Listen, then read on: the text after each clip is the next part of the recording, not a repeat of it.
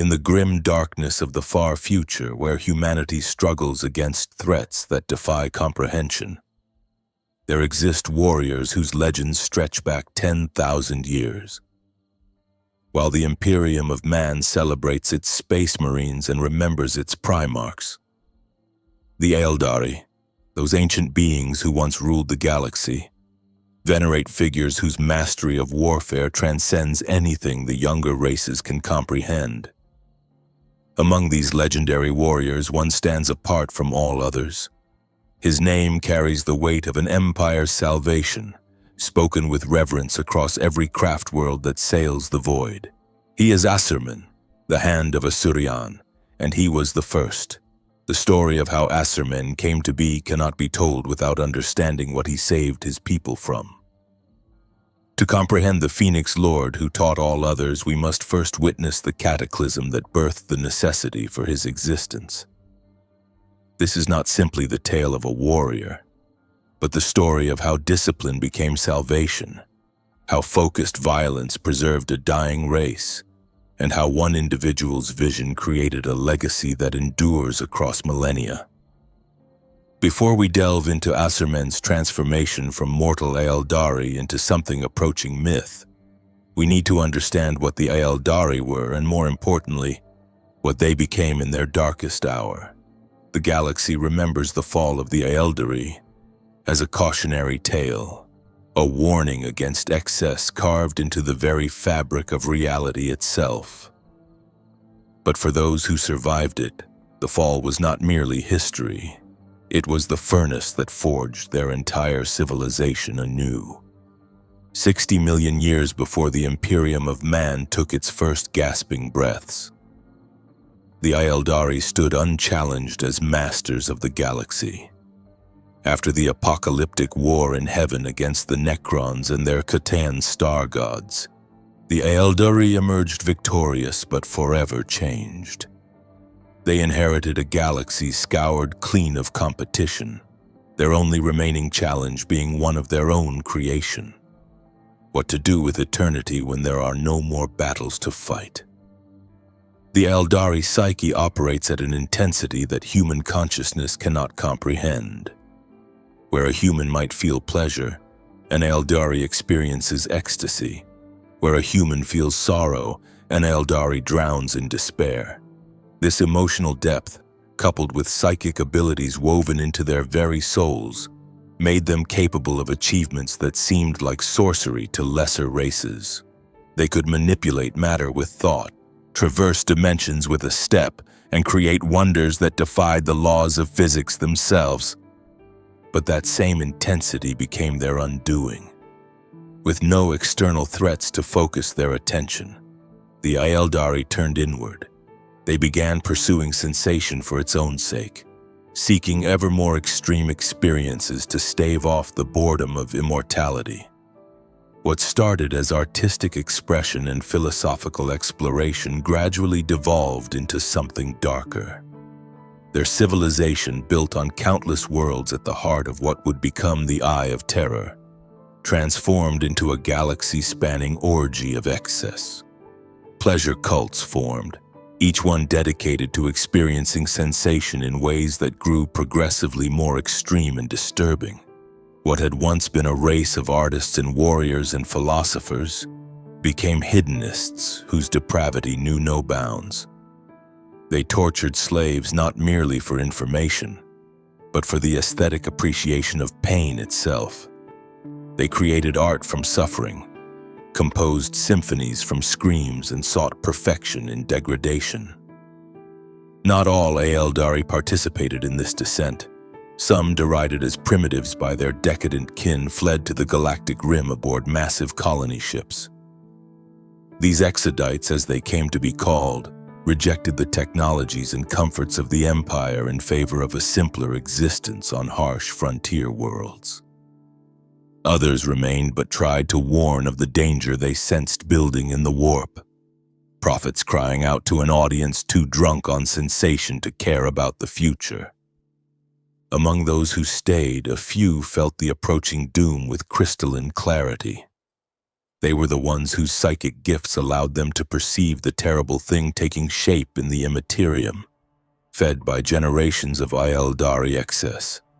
In the warp, where thoughts and emotions have substance, something was gestating, something monstrous, something hungry. For centuries, the warnings grew more urgent. Seers spoke of nightmares that felt too real, of a presence in the warp that grew stronger with each act of depravity, but their warnings went unheeded by a civilization that had lost the ability to recognize danger, much less respond to it. The Empire was too far gone, too deep into its own corruption to save itself. Then came the moment when the unthinkable occurred. After millennia of gestation, the thing in the warp finally achieved consciousness. Slaanesh, the Prince of Pleasure, she who thirsts, the Dark Prince, a chaos god birthed from the concentrated psychic pollution of an entire civilization's descent into madness. The birth scream of this new deity tore reality itself apart. The psychic shockwave that announced Slaanesh's arrival consumed the heart of the Aeldari Empire in an instant. Trillions upon trillions of souls were ripped from their bodies and devoured by the newborn god before they could even comprehend what was happening. Entire worlds disappeared, their populations gone between one heartbeat and the next. The barrier between real space and the warp shattered, creating a massive wound in the galaxy that would come to be known as the Eye of Terror. Even those Aeldari far from the Empire's heart felt the birth scream.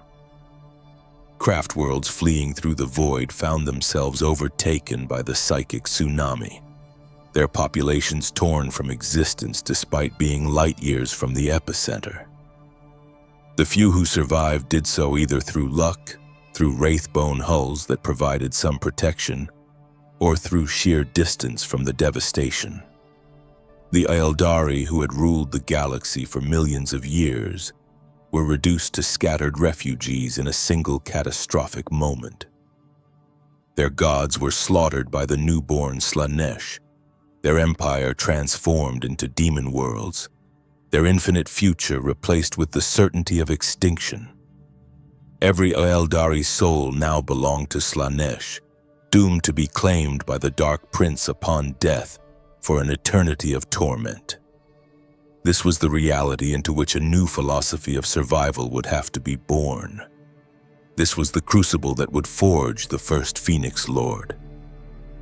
Before he was Asurmen, before he became the Hand of Asuryan, before his name would be spoken with reverence across 1,000 craft worlds, he was simply Iliathin.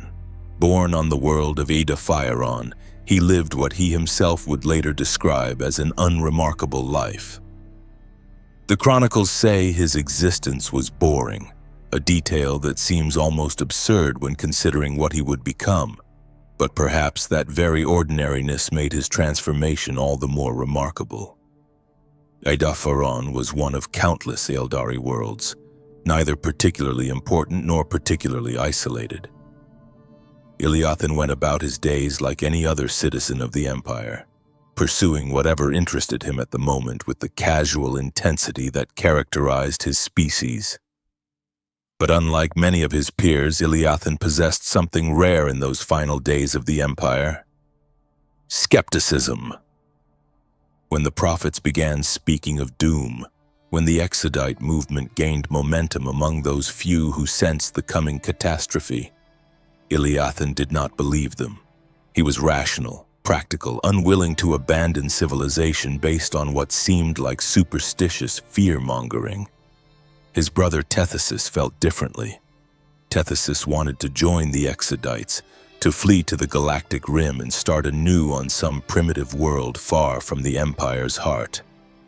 The brothers argued as brothers do. Iliathan refused to participate in what he viewed as cowardice, unable to believe that their entire civilization could be on the verge of collapse. How could beings as powerful as the Aeldari face any real threat? What could possibly endanger an empire that had stood for millions of years? His skepticism would prove to be both a curse and ultimately a salvation. When the fall came, Iliathan's world ended. He survived the initial psychic shockwave through circumstances that remain unclear. Perhaps he was simply far enough from large population centers. Perhaps some quirk of his psychic nature provided protection. Perhaps it was simple luck in a moment when luck was the rarest commodity in the galaxy. Whatever the reason, he opened his eyes to find himself still alive in a universe that had been fundamentally transformed. Asurmen, once a jewel of Aeldari civilization, had become a demon world. The barrier between real space and the immaterium had dissolved, allowing the denizens of the warp to manifest freely on the planet's surface. Demons roamed the streets where Iliathan had once walked in peace.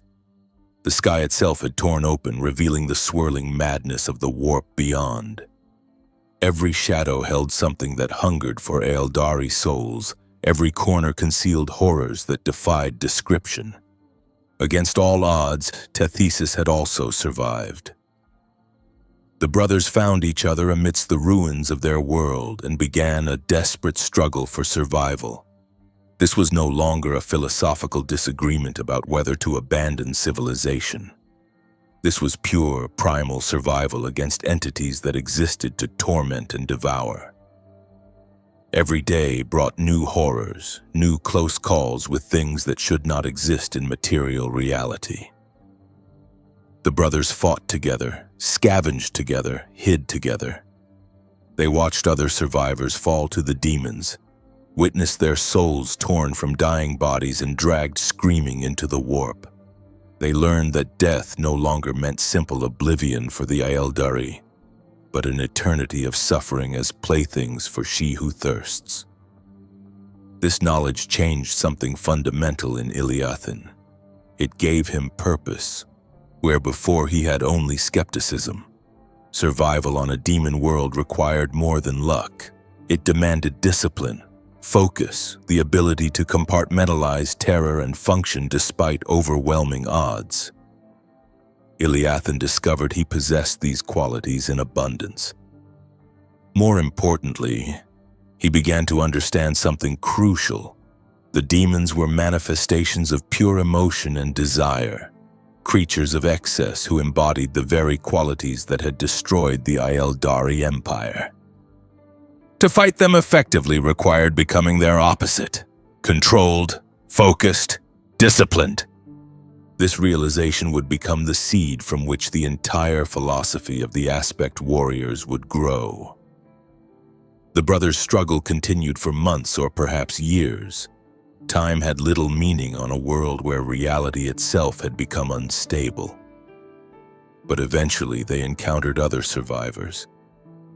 A handful of Aeldari who had somehow endured the fall and its aftermath began to gather, drawn together by the psychic beacon that Iliathan unknowingly broadcast through his growing determination to not merely survive, but to find meaning in survival. Among these survivors, Iliathan found one in particular who would become crucial to his story. Her name was Faraithel, though she would later be known as Jain Zar. She was younger than Iliathan, barely more than a child when the fall occurred. She had survived through a combination of ferocity and pure, stubborn refusal to die, traits that would later define the aspect she would create. When they met, she was being hunted by dark Aeldari raiders, kin who had chosen to survive the fall by embracing the very darkness that birthed it. The conflict with the dark Aeldari would prove transformative for Iliathan. Watching Faraithel fight with untrained but savage effectiveness, seeing his brother Tethys fall in battle against the raiders, something crystallized in Iliathan's mind. His brother's final moments, his soul captured in the spirit stone Iliathan would later bind into his first dire sword, became a catalyst for transformation. In that moment of grief and rage and terrible clarity, Iliathan died and Asurmen was born.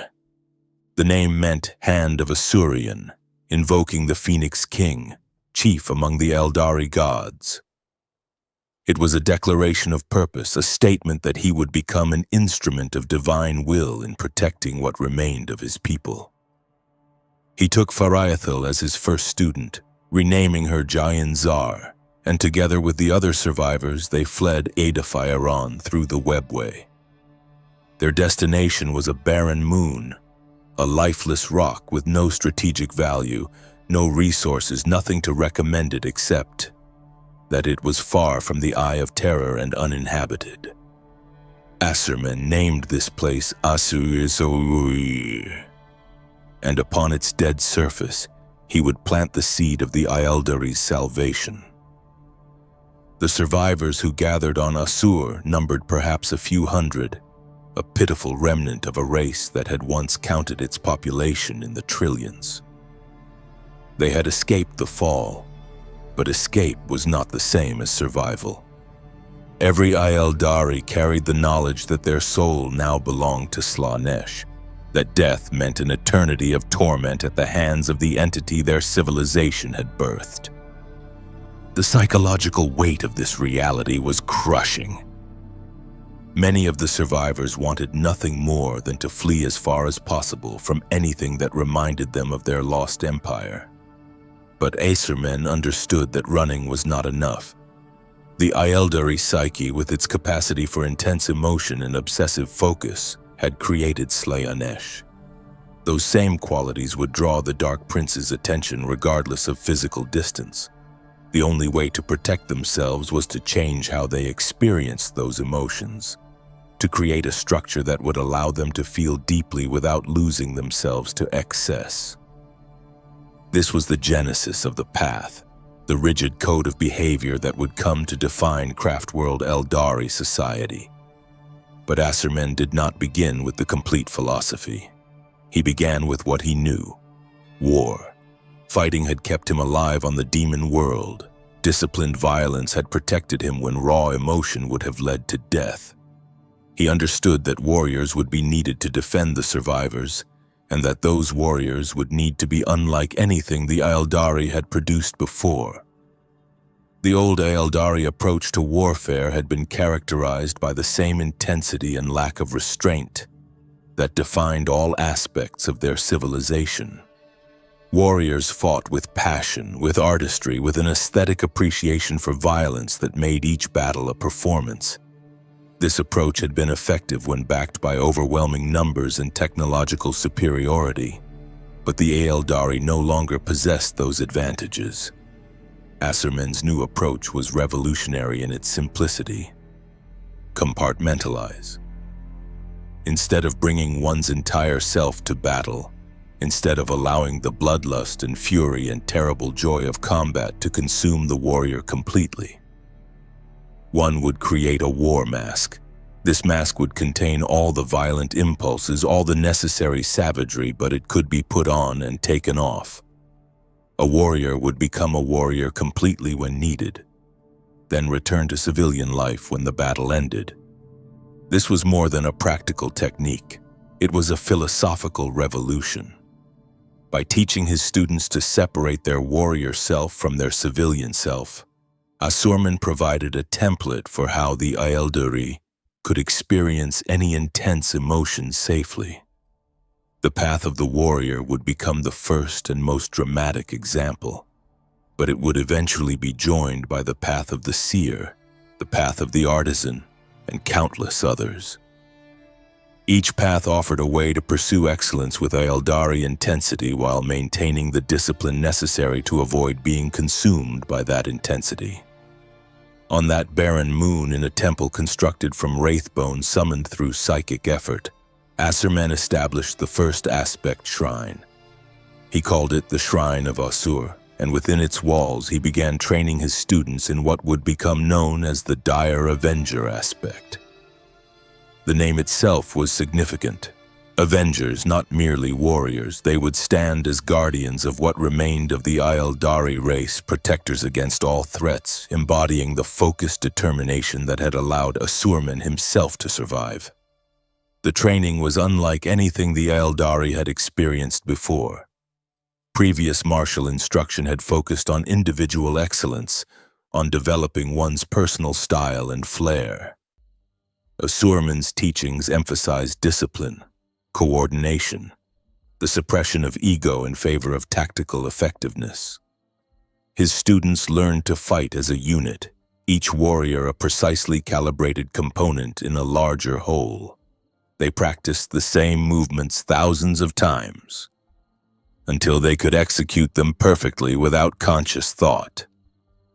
They meditated on battle, studied the tactics of their ancestors, and most importantly, they learned to control the war mask. Putting on the war mask was not simply donning a physical helmet, though the elaborate helms worn by Dire Avengers would come to symbolize the transformation. It was a mental state, achieved through ritual and discipline. When the mask was on, the Dire Avenger was a perfect warrior. Calm, focused, deadly. All the warrior's passion and fury were channeled into precise, controlled violence. When the mask came off, the warrior could return to civilian life without bringing the trauma and bloodlust of battle with them. This was the key innovation that would preserve the Aeldari as a species. By learning to compartmentalize their intense emotions, they could experience those emotions fully without being destroyed by them. A Dire Avenger could fight with absolute commitment, could kill with perfect efficiency, and then put away that aspect of themselves when the battle ended. They avoided the trap that had destroyed their civilization, the inability to moderate or control their own nature. The Dire Avenger aspect emphasized versatility and balance. Its warriors were trained in both ranged and close combat, taught to read the flow of battle and adapt their tactics accordingly. They could advance or retreat, attack or defend, whatever the situation demanded. This flexibility made them the most numerous of all aspect warriors. Almost every craft world in the galaxy would eventually host at least one Dire Avenger shrine, and many would host several. The weapon that became synonymous with the Dire Avengers was the Avenger Shuriken Catapult, an improved version of the standard Aeldari shuriken weapon. To wield a shuriken catapult was considered an art form. The weapon fired storm of monomolecular discs that could slice through armor and flesh with equal ease. Dire Avengers practiced until they could create overlapping fields of fire, until their shots formed patterns of death that were as beautiful as they were lethal. The characteristic whine of shuriken catapults, the sight of blue armor adorned with white crests, these became the symbols of Asurmen's vision made manifest. But Asurmen understood that the Aeldari would need more than balanced warriors. Different threats would require different responses, different aspects of warfare would need to be mastered. He began training select students not just in the Dire Avenger techniques, but in the deeper philosophy behind the path of the warrior. These students, who would come to be known as the Asurya, the children of Asurmen, would go on to create their own aspects, each one representing a different facet of war. Jain Zar was the first, and in many ways the most emblematic of what Asurmen hoped to achieve. The girl who had survived through savage fury alone learned to channel that fury into something transcendent. Under Asurmen's tutelage, she mastered not just violence, but the timing and precision that made violence into art. She developed what would become known as the scream that steals, a psychosonic wail that could disorient and befuddle enemies. When amplified through the specialized banshee mask she created, this scream could literally liquefy the brains of her foes. Jain Zar represented close combat in its most elegant and terrifying form. Her howling banshees would become the embodiment of swift, merciless assault, warriors who moved with such speed that they seemed to blur across the battlefield. She was mercurial in temperament, appearing and disappearing according to her own whims, traveling the webway to teach her deadly craft on craft worlds across the galaxy. The Storm of Silence, they called her, and her presence on the battlefield was seen as an omen of victory. Fuegan, who would come to be known as the Burning Lance, was second among the Asurya. Where Jain Zar embodied speed and precision, Fuegan represented the utter annihilation of the enemy. His fire dragons would specialize in the destruction of enemy fortifications and war machines, wielding fusion weapons that could reduce tanks to molten slag in seconds. Fuegan's philosophy was absolute. When facing an enemy, destroy them so completely that no trace of their existence remains. Leave nothing that could threaten the Aeldari again. The third of the Asurya was Maugan Ra, and he was different from his siblings. While they learned arts of war from Asurmen, Maugan Ra seemed to bring something uniquely his own to the path of the warrior. He was doer, obsessed with death in ways that set him apart from the others. He created the Dark Reapers, aspect warriors who specialized in long-range firepower, raining death upon the enemy from a distance. His personal weapon, the Mogatar, was a scythe-bladed shuriken cannon that he wielded with the precision of a duelist's blade, a weapon that should have been unwieldy but in his hands became an extension of his will. Maugan Ra's story would take a tragic turn when his home craft world of Altansar was swallowed by the warp, consumed by the Eye of Terror. He alone escaped, and for millennia afterward he would quest to rescue his lost people. Against all odds, he eventually succeeded, leading Altansar back into real space, though other Aeldari remained quietly suspicious of the craft world due to its long exposure to the realm of chaos. None dared voice these doubts in front of the Harvester of Souls himself. Baharroth, the fourth of the Asurya, was noted by Asurmen as the best of all his students. He was also the most youthful and vibrant of the Phoenix Lords, embodying the aspect of Kane that represented combat from the skies. His swooping hawks would become masters of aerial assault, their swooping hawk wings allowing them to lift off and strike from unexpected angles. Baharroth was the fastest Aeldari to have ever lived, and his appearance was seen as a good omen by the Aeldari. Remarkably, there are no confirmed records of his death.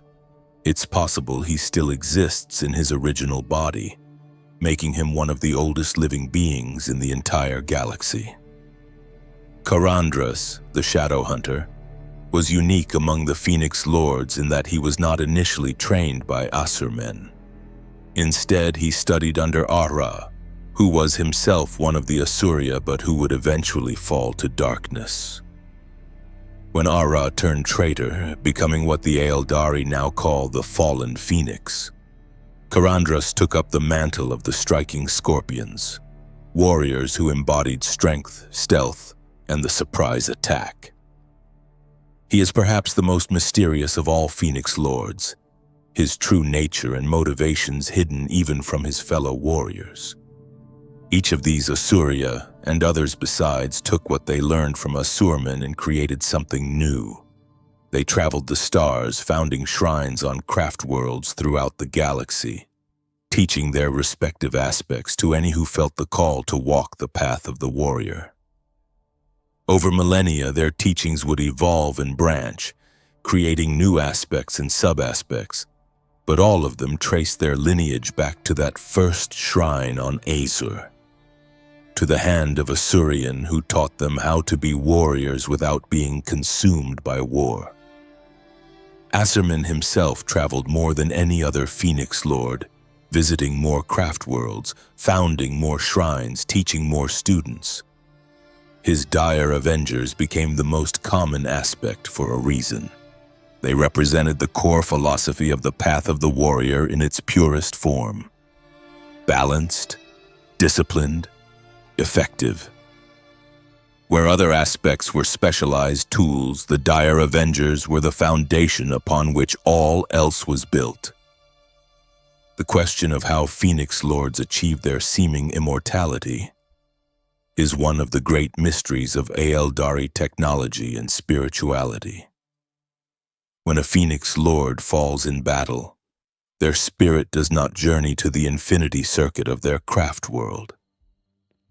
Instead, it remains trapped within their armor, preserved in the spirit stones integrated into the suit's construction.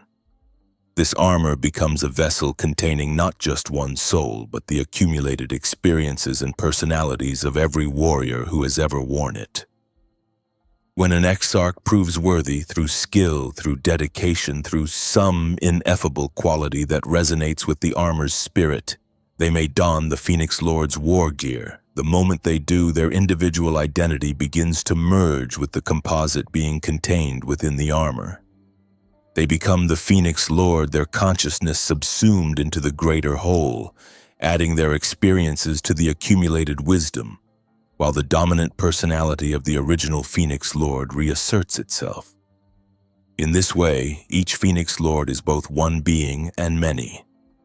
Asurmen is Asurmen, the individual who created the Dire Avenger aspect 10,000 years ago. But he is also everyone who has worn his armor since, their skills and knowledge and even fragments of their personality woven into the whole. This makes Phoenix Lords simultaneously ancient beyond measure and constantly renewed, possessing perspectives that span millennia while incorporating fresh experiences from each new bearer. Asurman's armor is a masterwork of Aeldari artificing, constructed with techniques that have been lost even to the craft world bone singers. The suit itself seems to blur the line between technology and living tissue, wraithbone and spirit stone and metals unknown to imperial science, all woven together in patterns that function as much on a psychic level as a physical one. When Asurman moves, the armor responds as if it were an extension of his body, augmenting his already superhuman reflexes to the point where he seems to exist slightly ahead of normal time. Integrated into the armor's vambraces are the Bloody Twins, a pair of Avenger shuriken catapults that have claimed countless lives over the millennia. These weapons are not merely attached to the armor. They are part of it, activated by thought, aimed by will.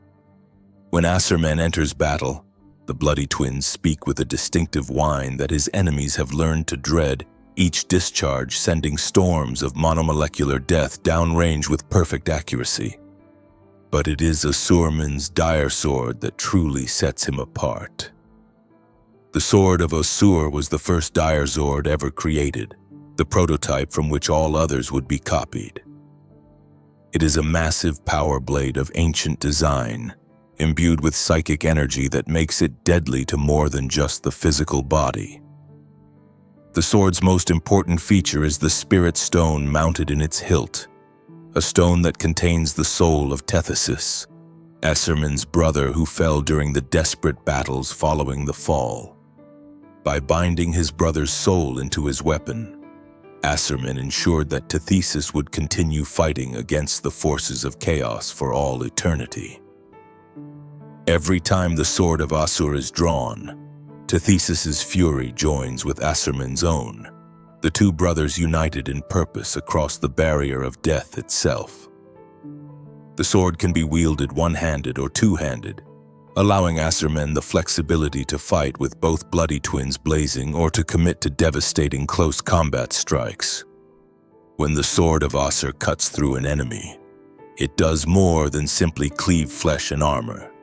The psychic energies bound within the blade seek out the opponent's soul, attempting to sever the connection between spirit and body. Those who survive even a glancing blow from the sword often find themselves disoriented, their psychic presence disrupted in ways that leave them vulnerable to follow-up attacks. Against demons and other warp entities, the Sword of Asur is particularly devastating, as it can cut the threads that bind such beings to real space, banishing them back to the immaterium. Asurmen's combat style reflects the philosophy he teaches. He is not a berserker who throws himself at the enemy with mindless fury, nor is he a detached sniper who kills from a distance without ever truly engaging. Instead, he represents perfect balance, moving from ranged combat to close quarters and back again with fluid grace, reading the flow of battle and positioning himself where he can have maximum impact. When he fights alongside his Dire Avengers, his presence elevates them, his tactical acumen flowing through the psychic bonds that connect all Aeldari warriors. The true measure of Asurmen's power, however, is not found in any single weapon or piece of armor, but in the aura he projects on the battlefield. Aspect warriors fighting near him find their own abilities enhanced, their movements more coordinated, their fire more accurate. This is not simply inspirational. It's a measurable psychic effect, as if Asurmen's very presence imposes order on the chaos of combat. Younger warriors describe feeling as though they can anticipate what will happen next, as though they're seeing the battlefield through the eyes of someone who has fought 10,000 years of wars. In the 10,000 years since the fall, Asurmen has died many times. The records speak of his deaths at the hands of various enemies, most notably being slain by Nakari, a keeper of secrets who serves Slaanesh. Yet each time he falls, his armor waits for a worthy bearer to claim it. Each time someone dons that armor, Asurmen returns, his accumulated wisdom and skill intact, ready once more to lead his Dire Avengers into battle. This cycle of death and rebirth has given Asurmen a perspective unique even among Phoenix Lords. He has witnessed the imperium of man rise from barbarism to galactic dominance. He has seen craft worlds founded and lost, watched as countless aspect warriors lived and died in service to their people. He has fought on battlefields across the galaxy, from the eastern fringe to the Eye of Terror itself, and his understanding of warfare has been refined through experiences that span millennia. The legends speak of Asurmen appearing at crucial moments, materializing through the webway when a craft world faces its darkest hour. He has led combined forces from multiple craft worlds in campaigns against chaos incursions, coordinated defenses against Tyrannid hive fleets, and even fought alongside the Inari in their quest to awaken Iliathan, the god of the dead. His presence on a battlefield is a rallying point, a symbol that the Aeldari have not given up, that they continue to fight for survival against impossible odds. But Asurmen is not content merely to fight when called upon. He continues his original mission, traveling from craft world to craft world, teaching the path of the warrior to new generations. He maintains more shrines than any other Phoenix Lord, his Dire Avengers found on virtually every craft world in existence. This dedication to spreading his teachings reflects the understanding that birthed the aspect warriors in the first place. The Aeldari will only survive if they maintain the discipline and focus that the paths provide. In recent years, Asurmen's activities have taken on new significance with the rise of the Inari and the growing threat of the Great Rift. The galaxy has become even more dangerous than it was at the time of the fall, and the survival of the Aeldari race hangs by an ever-thinning thread. Some Phoenix Lords have pledged themselves to Iliathan, believing that the god of the dead represents the Aeldari's best hope for salvation from Slaanesh. Asurmen's position on this development remains somewhat enigmatic. He has fought alongside the Inari, but whether he has truly committed to their cause or simply recognizes them as another tool in the endless struggle for survival is unclear. What is certain is that Asurmen continues to embody the principles he established 10,000 years ago. He remains the perfect exemplar of the aspect warrior philosophy, intense in combat, disciplined in thought, balanced in approach. When he draws the Sword of Asur, when the bloody twins begin their deadly song, enemies of the Aeldari face not just a warrior, but the accumulated expertise of 10 millennia of warfare distilled into a single perfect instrument of destruction. The modern galaxy has no shortage of legendary warriors. The Space Marines honor their Primarchs and Chapter Masters. The forces of chaos elevate their demon princes and champions, The orcs follow their war bosses into battle. But few of these can claim to have survived for 10,000 years, to have fought in battles that their opponents' ancestors had not yet been born to witness. Asurmen stands as living proof that the Aeldari were not simply destroyed by the fall. They were transformed by it, tempered in the fires of catastrophe into something harder and more resilient than what came before. The impact of Asurmen's vision cannot be overstated. Without the path of the warrior, without the aspect shrines he established, the Aeldari might have suffered a second fall, their survivors gradually consumed by the same lack of discipline that birthed Slaanesh in the first place. By creating a framework through which his people could experience their intense emotions safely, by teaching them to compartmentalize and control rather than suppress and deny, Asurmen provided the psychological architecture necessary for survival in a hostile galaxy. Every Dire Avenger who dons their characteristic blue armor, every howling banshee who perfects her war scream, every fire dragon who reduces an enemy tank to molten slag, they are all inheritors of Asurmen's legacy. The path of the warrior has been walked by countless Aeldari over the millennia, and while some have become lost upon it, transformed into exarchs who can never leave, the vast majority have used it exactly as Asurmen intended. As a tool for experiencing war fully while maintaining the ability to return to civilian life. The broader impact of the path system extends beyond warriors.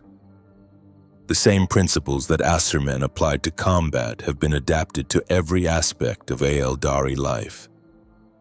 Seers learn to walk the path of the seer, developing their psychic abilities while maintaining enough control to avoid being consumed by the warp. Artisans walk the path of the artisan, creating works of surpassing beauty with the same intensity that once led to excess but now channeled into productive creation. Even the concept of outcasts, Aeldari who leave the craft worlds entirely, represents a kind of path, an acknowledgement that not everyone will thrive under the rigid structure of craft world society. Asurmen's influence can be seen in the survival of the Aeldari race itself. They are a dying people, their numbers dwindling, their empire reduced to a few dozen craft worlds and scattered exodite colonies. But they endure. They maintain their culture, their arts, their way of life, despite being surrounded by threats that could annihilate them at any moment. This endurance is a testament to the strength of the path system, to the discipline that Asurmen taught his first students on a barren moon 10,000 years ago. The Hand of Asuryan continues his work in the 41st millennium, knowing that his mission will never be complete. As long as even one Aeldari survives, as long as Slaanesh hungers for their souls, there will be a need for the path of the warrior. There will be enemies to fight, craft worlds to defend, and young Aeldari to teach. Asurmen will be there whether in his original form or through the countless warriors who have worn his armor. Because he cannot stop, cannot rest, cannot allow himself the luxury of believing the work is finished. He is the first Phoenix Lord, the teacher of teachers, the Hand of Asuryan. He is proof that disaster can be transformed into discipline, that the same intensity that nearly destroyed the Aeldari could be harnessed to preserve them. His story is one of transformation, of a regular individual pushed beyond normal limits by catastrophe and emerging as something transcendent. In a galaxy filled with post-human warriors and genetically engineered killing machines, Asurmen stands as a reminder that sometimes the greatest warriors are not built. They are forged in the fires of necessity. If you found this deep dive into Asurmen's origins and legacy engaging, make sure to hit that like button and subscribe to Legends of the Imperium. We've got plenty more Warhammer 40k lore coming your way, from the darkest corners of the Eye of Terror to the farthest reaches of the Eastern Fringe. Drop a comment below letting me know which Phoenix Lord or Aspect Warrior you'd like to learn about next. Until then, remember, the path of the warrior is walked by those who refuse to let their civilization die, by those who transform catastrophe into strength, and by those who understand that sometimes survival requires becoming something you never imagined you could be.